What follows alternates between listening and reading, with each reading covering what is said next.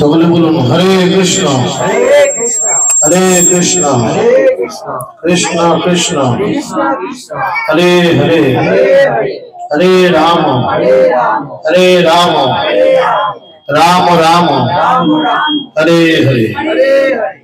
এখন পবিত্র কার্তিক দামোদর মাস, আপনারা সকলেই জানেন। এই কার্তিক দামোদর মাসে আমাদের করণীয় যে আমরা তিনটি মুখ্য বিষয় এই কার্তিক দামোদর মাসে করে থাকি বা করা উচিত। প্রথম, ভগবানের দিব্য নাম কীর্তন। দ্বিতীয়, ভগবানের গুণমহিমা শ্রবণ। এবং তৃতীয়, ভগবানকে প্রদীপ দান। তো আমরা সকালে দর্শনার্থী গুরু পুজোর মধ্যে দিয়ে হরিনাম সংকীর্তন করেছি, আপনারা অংশগ্রহণ করেছেন, সকলের জন্য অসংখ্য ধন্যবাদ। কিছুক্ষণ আগে আমরা দামোদরকে প্রদীপ দান করলাম, সবাই নিশ্চয়ই প্রদীপ দান করেছেন। এখন অল্প কিছু সময় ভগবানের কিছু কথা আমরা শ্রবণ করার চেষ্টা করব।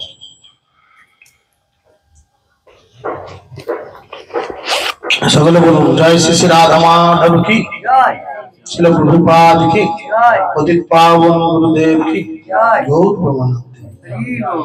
তো একদিন শ্রীকৃষ্ণ রাধারানীকে একটি জায়গা, সাকেত বলে একটি জায়গা রয়েছে বৃন্দাবনে, সেখানে এসে দেখা করার জন্য তিনি একটি খবর পাঠালেন। কিন্তু সেখানে যাওয়ার পথে কানাইয়ের সঙ্গে চন্দ্রাবলীর সহচরী সখী পদ্মার দেখা হলো। তো পদ্মা সখী তখন আনন্দে উদ্বেলিত চিত্তে কৃষ্ণের সামনে এসে তার পথ করে দাঁড়ালো এবং তিনি বললেন, কৃষ্ণ তুমি খুব নিষ্ঠুর, সবাই মিলে নানা স্থানে তোমাকে খুঁজে খুঁজে কত ক্লান্ত হয়ে পড়েছি, তুমি তোমার কোনোদিন দেখা পাইনি। আমাদের প্রিয় সখী চন্দ্রাবলীর কথা তোমাকে আর কি বলবো, তার দুঃখে পাথরও গলে যায়। এই চন্দ্রাবলী কিন্তু শ্রীমতী রাধারানীর মতো দেখতে ছিল, দেখতে দুজন। হে বিদগ্ধ নাগর, কৃপা করে অন্তত একবার তুমি চন্দ্রাবলীর সঙ্গে সাক্ষাৎ করে তার প্রাণ রক্ষা করো। তুমি যদি বলো যে এখন তোমার সময় নেই, তাহলে এখান থেকে আমি তোমাকে আর একটা পাও নড়তে দেবো না। রাস্তা ঘিরে দাঁড়িয়েছে, তুমি দাঁড়াও, আগে তার সঙ্গে দেখা করবে, চলো। সে তোমার দেখা না পেয়ে প্রায় মরে যাবে এরকম অবস্থা। চতুর্শিরামণি গোবিন্দ ভাবলেন, আমি যদি বলি আমার সময় নেই, তাহলে পদ্মা আমাকে সহজে যেতে দেবে না। তিনি হেসে পদ্মাকে বললেন, হে পদ্মা, আমি দেবী চন্দ্রাবলীর রূপে অত্যন্ত অনুরক্ত। এই ত্রিভুবনে চন্দ্রাবলীর মতো প্রিয় আমার আর কেউ নেই। আপনারা সকলেই জানেন, কৃষ্ণ ছলে বলে কৌশলে কিন্তু সবার উপরে। তো শুধু তাই নয়, সে আমার এত প্রিয় যে চন্দ্রাবলীর নামটা শোনা মাত্র আমার হৃদয় কেঁপে ওঠে। একটু বাচ্চাকে চুপ করা। আমি কখন চন্দ্রাবলীর দেখা পাবো তুমি আমাকে বলে দাও পদ্মা। আমি অবশ্যই এখন তোমার সাথে যাব, কিন্তু আমাকে আবার মহারাজ বৃষভানু নিমন্ত্রণ করেছে। বৃষভানুকে জানেন, আপনারা জানেন? কে বলেন তো? বৃষভানু হচ্ছে রাধার বাবা, রাধা রানীর বাবা। রাধা আপনার আমার বন্ধু নয়, সম্মান দিয়ে কথা বলতে হবে না। খুব ভালো নিমন্ত্রণ করেছেন, সেখানে রাজকীয় আমন্ত্রণ, আমাকে তো রক্ষা করতে যেতেই হবে। সেই জন্য আমি এখন মহা সমস্যায় পড়েছি। শুধু তাই নয়, সকাল থেকে মহারাজের ভৃত্য আমাদের বাড়িতে বেশ কয়েকবার আমাকে ডাকতে এসেছে। সুতরাং তোমাকে অবশ্যই আমায় ছেড়ে দিতে হবে, যাতে সুবলের সাথে আমি সেখানে যেতে পারি। পরে আমি ফিরে এসে তোমার প্রিয় সখী চন্দ্রাবলীর সঙ্গে না হয় দেখা করবো। এখন কোন অজুহাত দিয়ে কেটে তো বলি, পরে যা হবে হবে। এখন একটু চন্দ্রাবলীকে তুমি শান্ত করো। তুমি তাকে বলো যে তার সঙ্গে সাক্ষাৎ করার জন্য আমি কত ব্যাকুল। তুমি গিয়ে চন্দ্রাবলীকে খবর দাও, তাকে বলো যে তার নাম শুনলে আমার হৃদয় কেঁপে ওঠে, তাকে না দেখলে আমার বড় কষ্ট হয়। সে কথা চন্দ্রাবলীর কাছে বললে কি হবে? চন্দ্রাবলীর মনে আনন্দ হবে, সত্যি কৃষ্ণ আমাকে কত ভালোবাসে। এইভাবে তার নম্র বাক্যে কৃষ্ণ পদ্মাকে পৃথক করে তার কাছ থেকে বিদায় নিতে উদ্যত হলেন। কিন্তু ঠিক সেই সময় তার সমস্ত সহচরী সখীদেরকে নিয়ে চন্দ্রাবলী সেখানে এসে উপস্থিত হলেন। ব্যাস, আগুনটা লেগে গেল। এতক্ষণ একজনকে ম্যানেজ করছিল, যার জন্য এত কিছু, সে এখন সব সখীদের নিয়ে রাস্তার মাঝে এসে হাজির।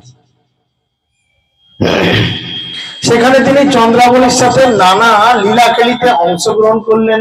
কানাইয়ের দুই হাত ধরে চন্দ্রাবলী তাকে বললেন, হে নন্দনন্দন, আমি আমার সব কর্তব্য কর্ম ফেলে বৃন্দারণ্যের সর্বত্র তোমায় খুঁজে বেড়াচ্ছি তোমার দর্শন লাভের আশায়। কখনো তোমার দর্শন পাই, আবার কখনো তোমার দর্শন পাই না। তুমি আমাকে ছেড়ে কোথায় যাও? যেদিন তোমার দর্শনের সুযোগ পাই, সেদিন 4 যুগ যেন এক নিমেষে চলে যায়। আমি কেবল তোমার প্রতি প্রেম জীবিত, তোমার প্রতি প্রেমই আমাকে জীবিত করে রেখেছে। আমি বেঁচে আছি তোমার জন্যই। চতুর কৃষ্ণ চন্দ্রাবলীকে মধুর কণ্ঠে বললেন, প্রাণপ্রিয়ে, তোমাকে বলার মতো আমার কোনো ভাষা নেই।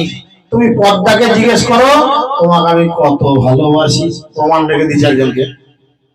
তোমার প্রতি যে ব্যাকুলতা, সে কথা সেই বলতে পারবে। আমি সমগ্র বন তোমার অন্বেষণ করতে থাকি, আর কেউ যদি একবারও চন্দ্রা নাম উচ্চারণ করে, কি বলো, তৎক্ষণাৎ আমি ধৈর্য হারিয়ে ফেলি। এমনকি কেউ যদি আকাশের চন্দ্রের দিকেও আমি তাকাই, কখনো যদি আমি আকাশের চন্দ্রের দিকেও তাকাই, সঙ্গে সঙ্গে আমার তোমার কথা মনে পড়ে। আমার সর্বেন্দ্রিয় তোমার দেহের সান্নিধ্য লাভের জন্য আকুল। হে প্রিয়, আমি এখন তোমাকে আমার মনের কথা প্রকাশ করলাম। যখন কৃষ্ণ ও চন্দ্রাবলী এইভাবে কথা বলছিলেন, তখন শ্রী রাধিকার সারিকা নিকটবর্তী একটি বৃক্ষ শাখায় বসে সব শুনছিল। সারিকা হচ্ছে রাধারানীর দূত। সারিকা হচ্ছে শাড়ি পাখি। সুখ শাড়ি আছে না, সুখ একটা পাখি, সে হচ্ছে কৃষ্ণের গুণগান করে। শাড়ি একটা পাখি, সে রাধারানীর গুণগান করে। সে কাছে একটা গাছের ডালে বসে সব শুনেছে। এবার কি করবে? সেখানে যে আগুনটা লাগাবে। সারিকা তৎক্ষণাৎ উড়ে গিয়ে রাধারানীর সখীদের কাছে গেল এবং পুঙ্খানুপুঙ্খভাবে কৃষ্ণ চন্দ্রাবলীর সংলাপ আবৃত্তি করে শোনালো। যা বলেছে কৃষ্ণ একদম সব বলে দিয়েছে। শ্রীকৃষ্ণ চন্দ্রাবলীর কুঞ্জে তার সঙ্গে দেখা করতে গিয়েছেন শুনে ললিতার অত্যন্ত রাগ হলো। সে অন্যান্য সখীদের বলল, তোমরা সবাই গোবর্ধন মল্লের অর্থাৎ চন্দ্রাবলীর স্বামীর বাড়িতে গিয়ে তাকে সব কিছু বলো। সে তার স্ত্রীকে তখন ঘরে বন্ধ করে রাখবে। সখীগণ তখন চন্দ্রাবলীর শাশুড়ি করলার গৃহে গেলেন এবং এই সব শুনে অত্যন্ত রেগে গেলেন। সে সপ্রদে চন্দ্রাবলীর কুঞ্জের দিকে চললেন। পদ্মা কিছুটা দূর থেকে সেই বৃদ্ধাকে আসতে থেকে অত্যন্ত ভীতা হলেন। যখন পদ্মা গিয়ে চন্দ্রাবলীকে তার শাশুড়ি করলার আগমনের খবর জানালো, চন্দ্রাবলী ভয়ে উজ্জমান হয়ে পড়ল। অত্যন্ত প্রীতিপূর্ণ স্বরে কৃষ্ণ বললেন, ভয় পাওয়ার কিছু নয়, আমি তো আছি নাকি। একটা কুঞ্জের মধ্যে চন্দ্রাবলীর সঙ্গে তিনি প্রেমালাপ করছেন, আর এই পদ্মা বাইরে থেকে দেখছে শাশুড়ি আসছে ছুটে ছুটে। ঘরে ঢুকে যদি বৌমাকে অন্য কারোর সঙ্গে দেখে ফেলে, তাহলে আগুনটা লাগিয়ে দেবে। চন্দ্রাবলী ভয় পেয়ে গেছে। কৃষ্ণ বলছে, ভয় পেও না, আমি তো আছি, কোনো চাপ নেই, আমি আছি তোমাদের রক্ষা করার জন্য। তখন নিমেষেই কৃষ্ণ কাত্যায়নী দেবীর রূপ ধারণ করলেন। চন্দ্রাবলীর সখীগণ কৃষ্ণকে ওই রূপে দর্শন করে খুব খুশি হলেন। ইতিমধ্যে করলা সেখানে অত্যন্ত কুপিতা হয়ে সেখানে পৌঁছালেন এবং বললেন, এখন আমি তোমাদের মনোভাব বুঝতে পেরেছি। তোমরা সকলে প্রতিদিন আমার পুত্রবধূকে নিয়ে সারা বন ঘুরে বেড়াও অন্য পুরুষের সঙ্গ পাওয়ার জন্য। এর জন্য আজ আমি তোমাদের সকলকে উপযুক্ত শাস্তির ব্যবস্থা করব। বৃদ্ধার এই কথা শুনে পদ্মা বলল, তুমি সব নির্দয় কথাবার্তা বলছো কেন? আমরা তোমার বৌমাকে এখানে নিয়ে এসেছি এই কাত্যায়নী দেবীর পূজা করার জন্য। সে কাত্যায়নীটাকে কৃষ্ণ কাত্যায়নী দেবীর রূপ ধারণ করে দাঁড়িয়ে আছে। এখানে দেখো কত ভক্তি ভরে সে কাত্যায়নী দেবীর পূজা করছেন, তার কাছে তোমার পুত্রের মঙ্গল কামনা করছেন। দেবী এখানে তার স্বরূপে বিরাজ করছিলেন। তিনি তোমাকে দেখে, কিন্তু তোমাকে দেখে তিনি এই মূর্তি রূপ পরিগ্রহ করেছেন। তাকে বলছে শাশুড়িকে, তোমার বৌমা তো তোমার ছেলের জন্যই এই দেবীর কাছে প্রার্থনা করছে। দেখো চরণে ফুল দিচ্ছে, কত কাঁদছে, প্রার্থনা করছে। এই দেবী এখন এই রূপে এখানে ছিল, তুমি রেগে মেগে আসছো দেখে সে মূর্তি হয়ে গেছে। খুব ভালো। করলা এইসব দেখে শুনে খুব প্রীত হলেন এবং সমস্ত সখীদের আশীর্বাদ করলেন। চন্দ্রাবলী তার শাশুড়িকে প্রণাম করলেন। করলা চন্দ্রাবলীর আশীর্বাদ করে তাকে খুব স্নেহ করে বাড়িতে নিয়ে গেলেন। তারা চলে যাওয়ার পর সুবল বললেন, হে সর্বসেরা ইন্দ্রজালিকা, আজ ইন্দ্রজাল বিদ্যায় তোমার জ্ঞান সফল হয়েছে। কৃষ্ণ তখন হাসলেন এবং সুবলকে নিয়ে রাধারানীর কুঞ্জের দিকে চললেন। দূর থেকে রাধারানী কৃষ্ণকে আসতে দেখে তার মুখ ঘুরিয়ে নিলেন। গভীর বিষাদে তার চিত্ত বড় আচ্ছন্ন হলো।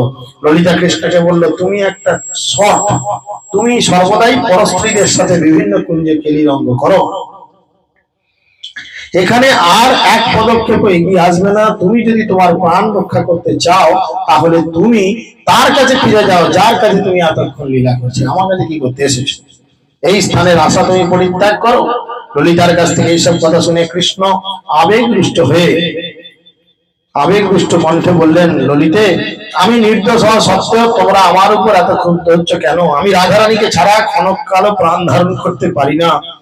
সে প্রাণেশ্বরী, আমার প্রাণের নিয়ন্তা। রাধা নাম রূপ গুণাবলী আমার আত্মা ও প্রাণ স্বরূপ। তুমি আমার অনুরাধা, অনুগ্রহ করে আমাকে এই বিপদ থেকে রক্ষা করো। ললিতার কাছে এইভাবে আবেদন করে কৃষ্ণ হাত জোর করে রাধার কাছে গিয়ে তার চরণ কমলের কাছে বসলেন। তার নয়নশ্রুতে রাধা পদসরজ নিষ্মাত হলো। কৃষ্ণ কাতর স্বরে শ্রীমতী রাধারানীকে অনুনয় করে বলতে লাগলেন, হে রায়, তুমি আমাকে রক্ষা করো, কৃপা করে আমাকে রক্ষা করো।